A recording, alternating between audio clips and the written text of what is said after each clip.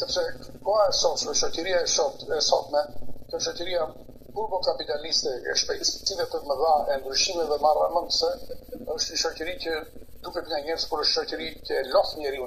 e raskapit njeriu dhe her pas here njeriu i ndodhur përballë kësaj konkurrence individuale dhe sociale e pas here nuk i gjen dot balancat e ekuilibrit dhe vjen në dëshpërim, vjen në ankth, vjen në pasiguri dhe sigurisht e dini sot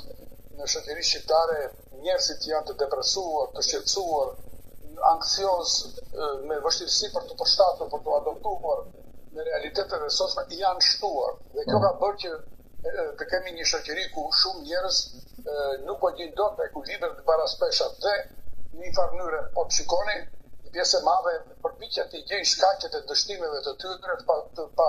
sigurive të tyre në faktorë të jashtëm të lidhura me politikën, të lidhura me shtetin, kurse unë mendoj dhe kjo një nga sostenimet e mia, një nga këmbguljet e mia në të gjitha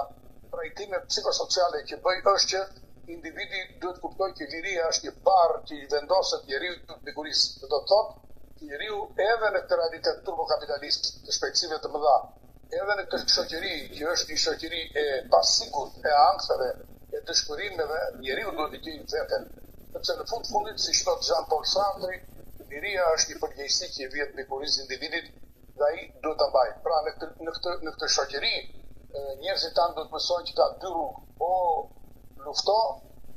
ose mbathja ik drejt dëshpërimit. Kështu që unë gjithmonë unë këm tek çështjet e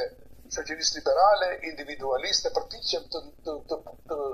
ndikoj në shoqëri për të mësuar njerëzit, shoqërinë, individët, që ore në fund të fundit në këtë betejë, në këtë shoqëri, kur shteti,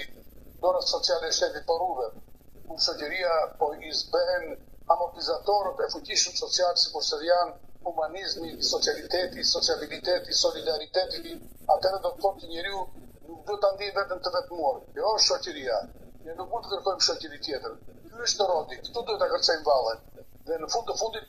unë mendoj që pjesa më e madhe e njerëzve që psojnë dështime në jetë, përveç mund të ketë faktor social, sepse natyrisht nuk mund të mohoj, ka dhe faktor të jashtëm, po unë mendoj që së pari njeriu duhet të kërkojë tek vetë energjitë e tij, suksesin apo shkaqet e dështimit që pson.